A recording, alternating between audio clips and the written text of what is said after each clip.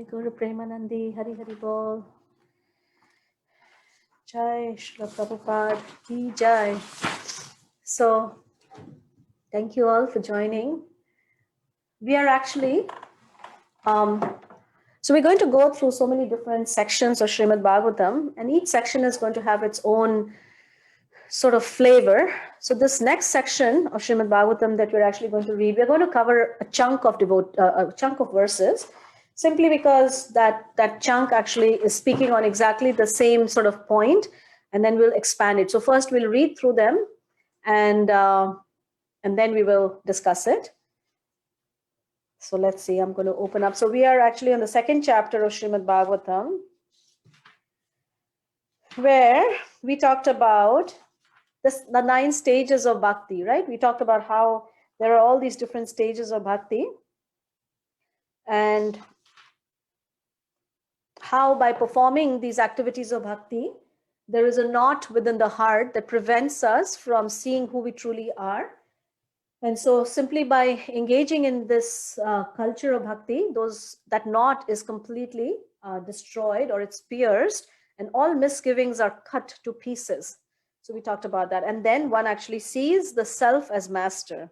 So that's where we left off yesterday.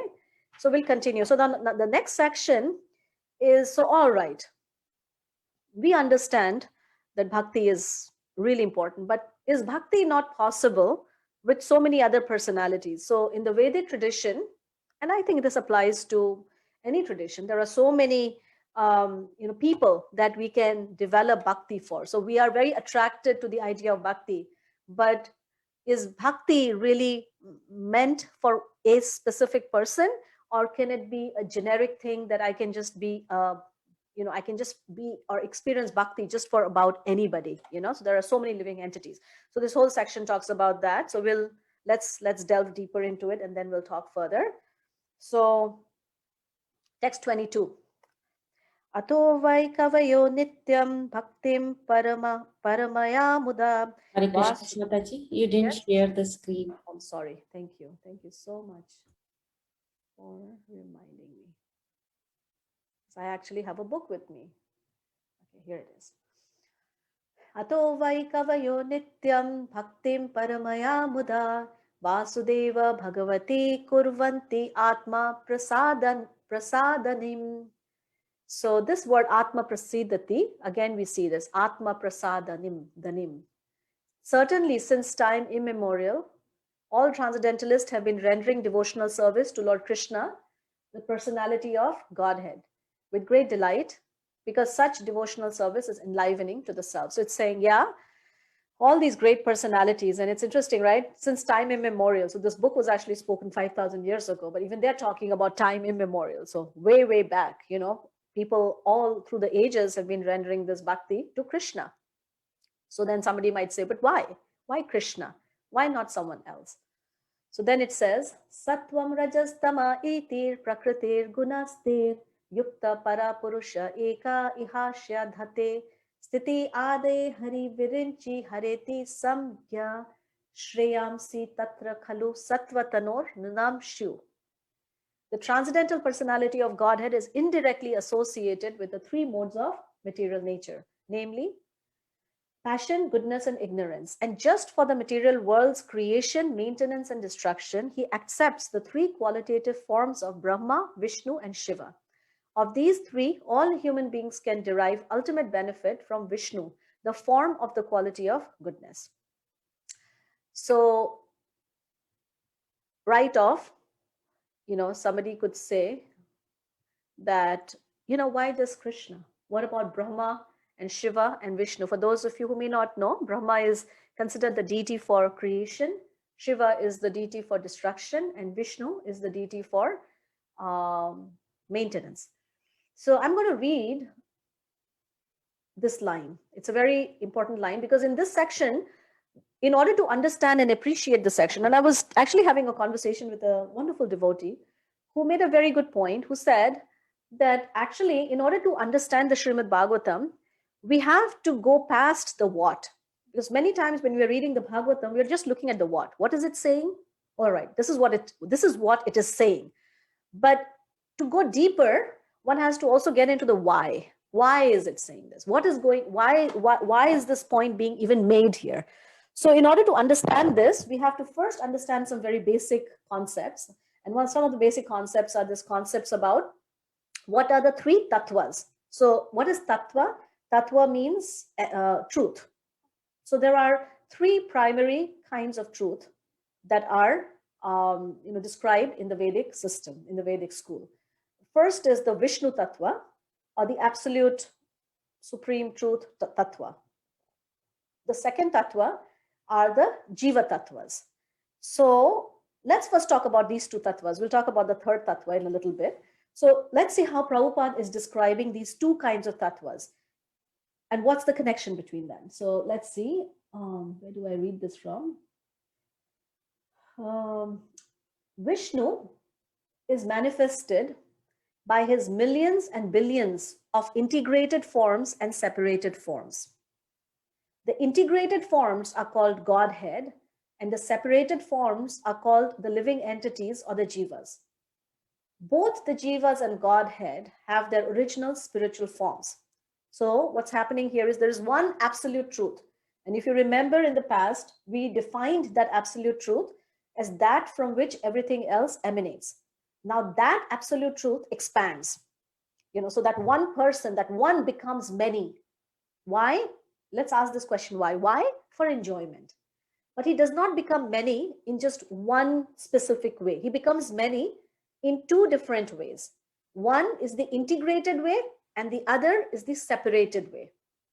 Just stay with me. It may be a little technical, but we'll get through this. So the integrated way is his direct expansion. So Krishna expands as it's described earlier here, that he has this first 4 plenary expansions. Vasudeva, Sankarshan, Pradyumna, and Aniruddha. So these are like Krishna first expands as Balaram, and then from Balaram, these 4 forms expands, and then and like that, it continues on. So all of these forms, you can understand them as candles. Like you take one candle and you light another candle with that candle, and each of those candles has equal power or equal potency. So that is called the integrated expansions or integrated forms, and there's no difference between them. So you have Lord Ram, Lord Krishna, you have Nrsimha, you have Vamana, you have all these incarnations that we'll be talking about later, avatars. Then there are people like us. So we are also part of that same absolute truth, right? We are qualitatively the same, but there's a difference. The difference is that we are separated in the sense that we are subject to the control of this energy, Krishna's material energy. So the integrated forms, they never come under the control of this material and energy. They're always sort of, they're the master of this energy, right? But we, on the other hand, we get bewildered or we get trapped by these energies. So that's that. So now this verse is saying that Krishna himself actually appears as Brahma, Vishnu, and Shiva. So I think somebody had asked this question, but Krishna came later. So we have to understand that Krishna exists in the original spiritual realm as the original source of everything, that source from which everything else emanates. And then he expands into all these different forms. And we'll talk about these different forms. Generally, people think there's only one Vishnu, but there are actually many Vishnu incarnations that are described in the Srimad Bhagvatam. So now it's saying that one, I'm just going to read a few more and then talk about something that I really want to talk about. Text 24. Parthiva dharuno dhumas tasmad agnistrayi maya tamasastu rajas tasmad sattvam yad brahma darshanam. Firewood is a transformation of earth, but smoke is better than the raw wood. And fire is still better, for by fire we can derive the benefits of superior knowledge. Similarly, passion is better than ignorance, but goodness is best, because by goodness one can come to realize the absolute truth. I'm just going to read and then talk. I think that's better. Previously, all the great sages rendered service unto the personality of Godhead due to his existence above the 3 modes of nature. They worshipped him to become free from material conditions and thus derive the ultimate benefit.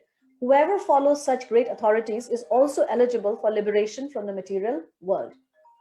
Text 26. Mumukshavo ghora rupan hitva bhutta patin aha narayana kala shanta bhajanti hi anushuya va. Those who are serious about liberation are certainly non-envious and they respect all. Yet they reject the horrible and ghastly forms of the demigods and worship only the all blissful forms of Lord Vishnu and his plenary portions. And then text 27. Rajastama prakritaya samashila bhajanti ve pitribhuta prajesadin shri shriya ashwarya prajepshava. Those who are in the modes of passion and ignorance worship those in the same category, namely the forefathers, other living beings, and the demigods who are in charge of cosmic activities, for they are urged by a desire to be materially benefited with women, wealth, power, and progeny. And then this is like the concluding verse of this section. Beautiful verse. We can actually recite this together if you like. Vasudeva para Veda, Vasudeva para Makha, Vasudeva para Yoga, Vasudeva para Kriya, Vasudeva param Jnanam, Vasudeva param Tapa, Vasudeva paro Dharmo, Vasudeva param Paragati. So this ends this particular section. In the revealed scriptures, the ultimate object of knowledge is Sri Krishna, the personality of Godhead. The purpose of performing sacrifice is to please him. Yoga is for realizing him. All fruitive activities are ultimately rewarded by him only. He is supreme knowledge, and all severe austerities are performed to know him. Religion, dharma, is rendering loving service unto him. He is the supreme goal of life. So what's going on here? So what's going on here is, if you remember, in the earlier verses, we talked about this idea of what is parodharma, what is the highest kind of religion or dharma, is that which can completely satisfy the self. And also, if you remember, the Srimad Bhagavatam claims that it is not going to speak about anything less than that. It's only going to speak about that process that has the power to completely satisfy the self. So the word that is used is prasidati, which means total satisfaction. So, and also the Srimad Bhagavatam, in his own trying to establish its own mission, the scope and sequence, said that it's rejecting all Ketava dharma. So it's saying no place for any kind of cheating religion. So what is that cheating? That we may not be able to realize our fullest potential. So now in trying to understand this separated part and this integrated part, that what is the need of the living entity? What is the deepest need of the living entity? Is to experience this unmotivated, unalloyed, uninterrupted love. That is what the living entity is looking for. So now, the question to ask is, why is the Bhagavatam at this point bringing about all these different kinds of worship? And it is saying that, nah, this is not going to do it. You want to worship the forefathers, which is common in India.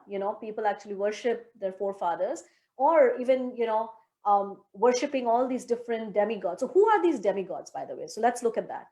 The demigods are not integrated forms of God. They are separated forms of God. So what does that mean? That means that they are like the leaves. Like, for example, if there is a leaf, so there are so many leaves on a tree, right? But that leaf independently cannot nourish itself. The question to ask is, can one leaf nourish the other leaf? Is it possible for one leaf to nourish the other leaf? No, right? The leaf is dependent on the root for its nourishment. So Prabhupada uses this principle, so that's why we water the root of the tree. So all of these different forms, all these separated forms, all these different demigods, they're all separated forms of God. And so by themselves, they cannot really satisfy the need of the heart. They cannot completely satisfy us. So that's why the Srimad Bhagavatam is saying that don't worry about them. Don't engage in, don't divert or distract yourself by engaging in this worship, which is ultimately going to leave you high and dry. Rather, engage in this worship of the Supreme Lord. Now, even within the Supreme Lord, then somebody would say, well, what about these guna avatars, right? Brahma, Shiva, and Vishnu. So you'll be surprised to know that even, what to speak of Brahma and Shiva, even amongst the incarnations of Lord Krishna, like all the different Narayan features, even they don't have the capacity to actually reciprocate with the feelings of bhakti in a complete way. Even with Lord Narayan, our experience of loving him is very much restricted by his official position, by his grandeur, by his power, by his opulence. And so bhakti, so in order to understand why, there is this sort of like, hey, come here. Here is a form with whom you can actually have the most intimate exchanges of love. We cannot even have that with Vishnu, Narayan, all these other forms, because in all these other forms, they are maintaining their officiality, if that's even a word. They're official, they're formal, they are distant, they're inaccessible. They don't really engage in those feelings. Like, for example, who amongst us would dare to think of Lord Shiva as our little baby, right? Mother Yashoda thinks of Krishna as her baby, and she thinks, if I don't feed him, he will die. Who amongst us would ever think of Lord Shiva in such an informal, casual manner? No, we worship him. So that's all right. But in order for us to experience these deepest feelings of bhakti, we want to approach Krishna, who actually is called Rasaraj. Rasaraj means one who's a connoisseur of these very intimate exchanges, loving exchanges, and who can perfectly reciprocate with our deepest desires and our deepest expressions of bhakti. And so that's why we see in this entire section, one is being told that, bring your attention. The Srimad Bhagavatam is urging that bring your attention to Krishna, because that's where your deepest need is actually going to be fulfilled. Then somebody might say, well, I understand that all these other demigods like Varuna, Vamana, all these are different living entities, just like us. So if one of you decided tomorrow that, hey, I would like to be one of those guys, then actually there's a process. One could become Indra, one could become the king of heaven, one could become in charge of all these departmental, all of these different universal departments.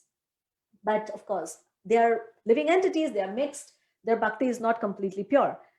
That we understand. But what about Lord Shiva? That's where we get confused. That isn't Lord Shiva also, what is wrong with that? And that's something that people tend to have a lot of misunderstanding about.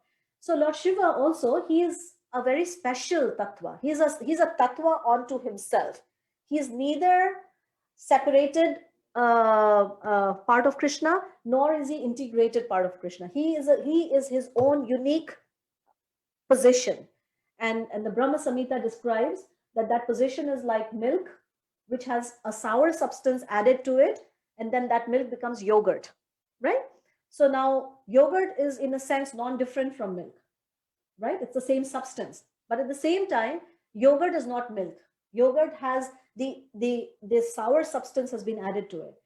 So in order to understand, we have to also understand another tattva. The other tattva that we can understand is Durga or Shakti, because when we look at the Vedic tradition, we never see that supreme truth alone. We always see that supreme truth along with his energies. So this external energy, who is called Durga, and why is she called Durga? Because she's in charge of this great big fortress, which is meant for our existence and our correction. So she is called Durga. So Lord Krishna never directly associates with the external energy. So God has many energies. So everything that we see around is energy, and that energy is emanating from that absolute truth. So he himself never associates with this external energy. Instead, that external energy associates with a form of Krishna who is called Lord Shiva.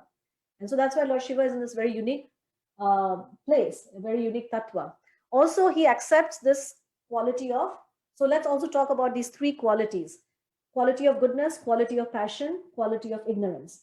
So these are the three colors, or these are the three forces of this external energy, this material energy. So, and these are the forces that control us all the time. If we ever think, or if we have ever wondered why I am the way I am, and why I sometimes feel stuck, it is because I am influenced or infected by these three qualities. So the Sanskrit word is guna, and guna literally means a rope, right? So if you take three ropes and you braid it together, right? And then you again braid it together, and again you braid it together, then you have this thick rope. And did you know that that thin rope that you started out with, once it's braided in this way multiple times, then it becomes so powerful that it can actually hold a ship to its anchor. Huge, huge vessels. They're massive, but they can be held, held back just by that rope. So in the same way, these three gunas also, they are so powerful that they hold this part of God, this spark of God, the spark of pure consciousness, which is completely free and is endowed with that freedom. It can be held back into this limited sphere, which is limited by space and time, simply by these three modes.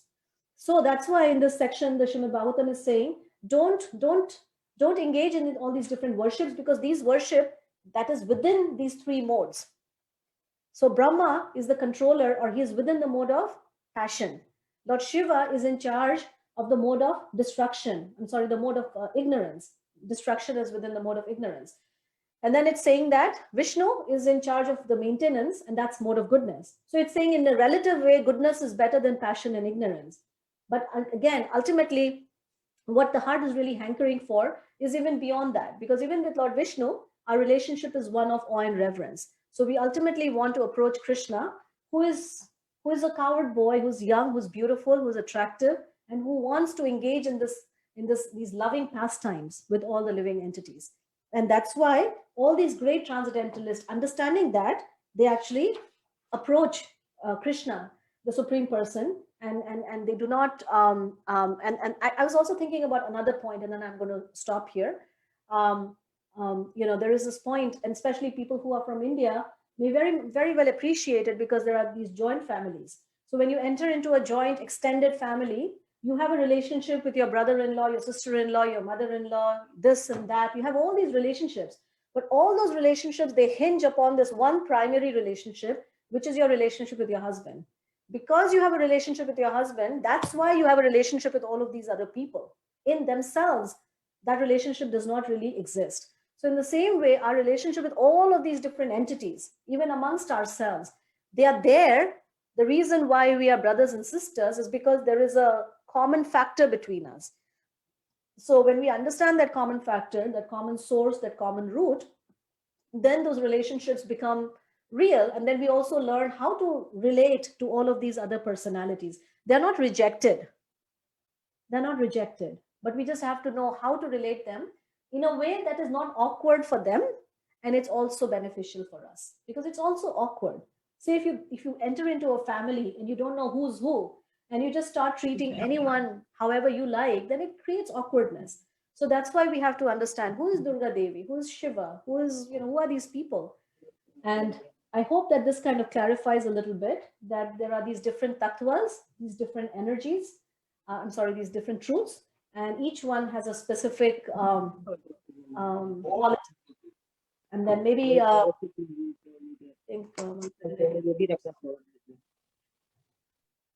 and so maybe we can pause here, because it's 10:32 and Loka just joined. He's been leaving me all by myself. So any reflections or questions? I'm sure there must, this is a bit of a technical section. And then one second, the last verse that we ended with, and I'll just talk a little bit about that, which is such a beautiful, it says that Vasudeva Para Veda, that he is the goal of all the Vedic knowledge. Is this? Because somebody may ask that, well, you talk about worshipping Krishna, but the Vedas talk about so many other entities like the sun god and the moon god and Ganesh and Shiva and all those personalities. So what am I supposed to do now? So that's why this verse is there to quench any doubts that, yeah, Vasudeva Para Veda, that the Vedas actually only talk about worshipping Vasudeva, Krishna. Vasudeva Paramakha, that all the sacrifices of Yajna, although they may seem to be sometimes be done for other entities, but ultimately they are done to satisfy Vasudeva or Krishna. Vasudeva Para Yoga, which means that there may be other yogic processes described in the Vedas, but the purpose of all the yoga systems, no matter what they are, Patanjali's or whoever they are ultimately meant to satisfy Vasudeva.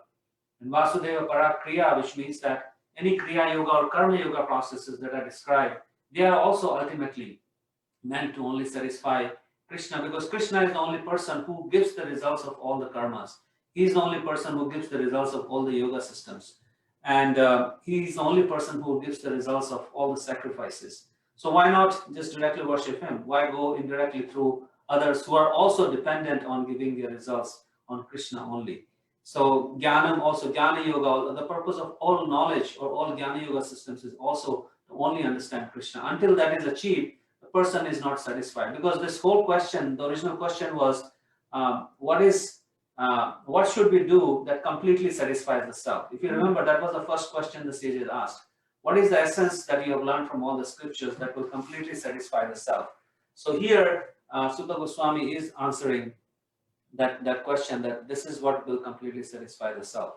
If you go to any other personality, then it will not satisfy you, and again you will come back running. Okay, now what do I do? So we'll pause here and take any reflections or questions or comments.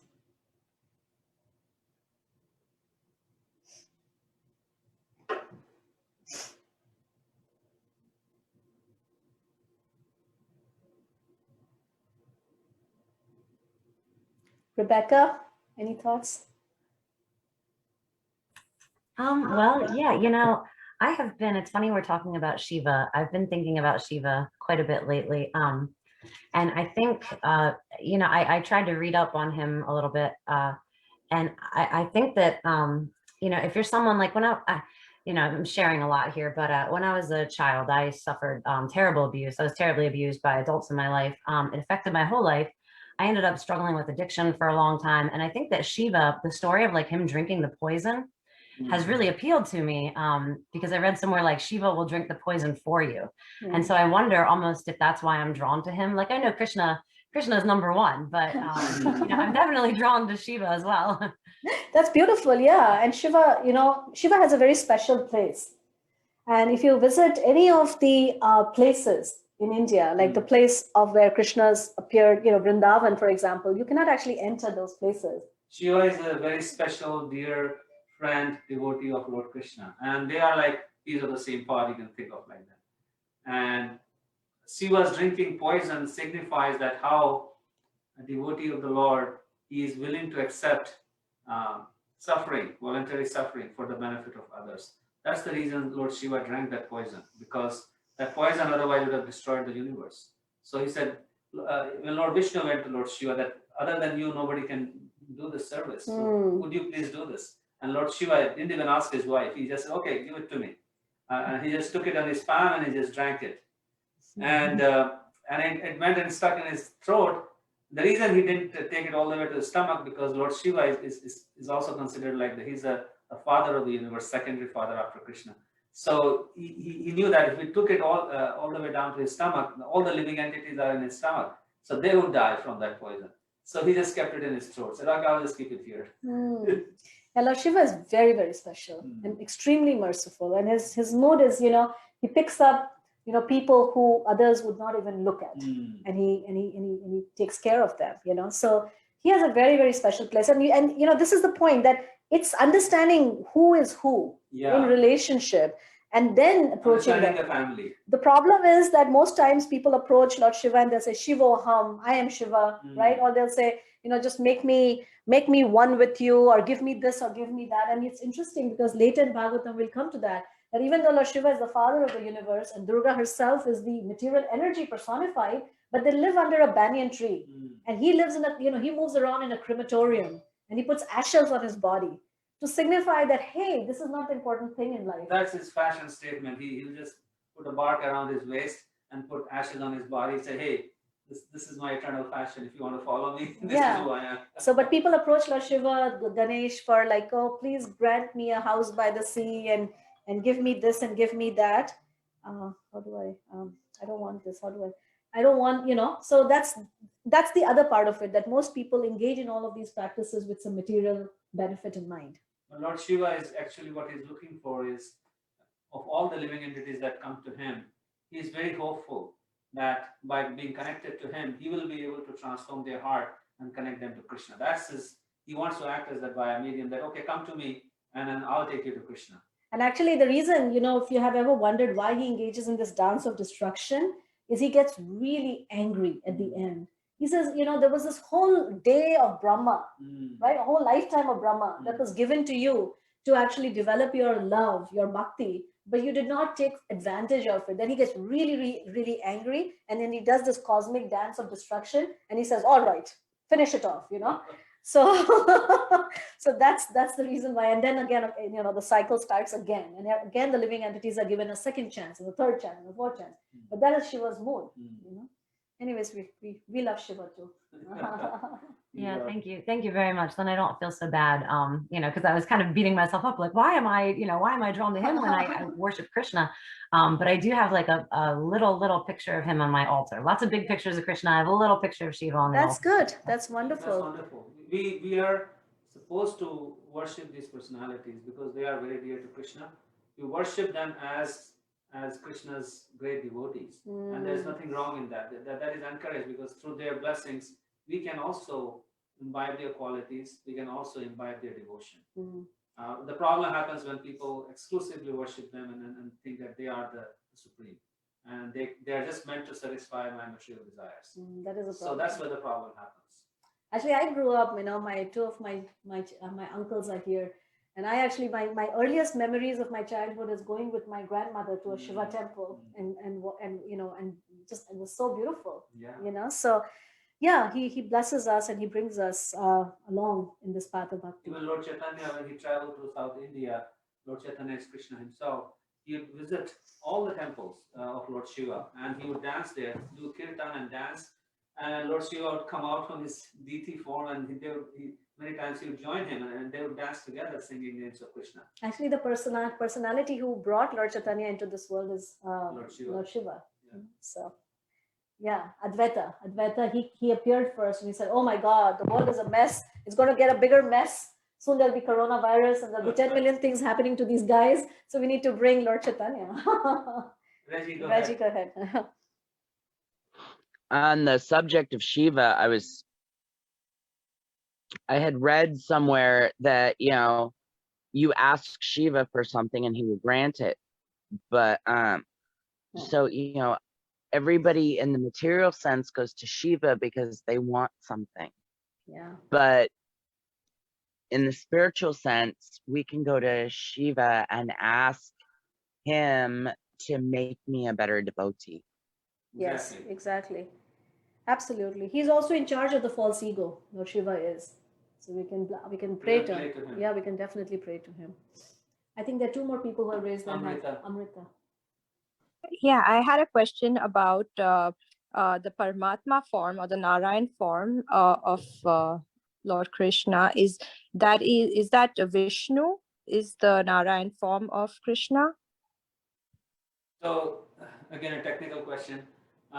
Lord Krishna, I don't know if you covered that today, the expansions. I thought since a third chapter talks all about the different forms of Vishnu, I thought we would save it for that. Lord Krishna has some expansions that just stay in the spiritual world, like Lord Narayan. Lord Narayan is an expansion of Krishna that stays, like there are innumerable spiritual planets, Vaikuntha planets. On each Vaikuntha planet, there is one presiding deity, which is Narayan, different Narayans in all different Vaikuntha planets. But the same Narayan expands into the universe, into each of the universes. And that is the Vishnu form of Narayan that comes to the universes, material universes. Narayan himself does not come to the material universe. Vishnu comes to the material universe to run it, to manage it, to sustain it. Everything is done by Vishnu. So that is and the super soul is an expansion of that same Vishnu who manages the universe. So we'll discuss this in more greater detail in the third chapter. Third chapter. This is the question that the sages ask. Please describe to us the pastimes, expansions of the Lord to basically in relationship to this material world. And that is a big subject matter of the second and third canto of Bhagvatam, that how the Lord creates and maintains this material universe. Thank you. I think there's somebody else who had his. No, I think Okay. So it's 10:43. We won't hold you any longer. Thank you. Thank you very much. We'll see you on Monday. So if you get a chance, start reading the third chapter of the first. Next Monday we'll finish the second chapter. Oh, second chapter is not finished. Yeah, there's a few more verses, and then we'll next week will be all third chapter. Even third chapter will not take that much time because again the chunks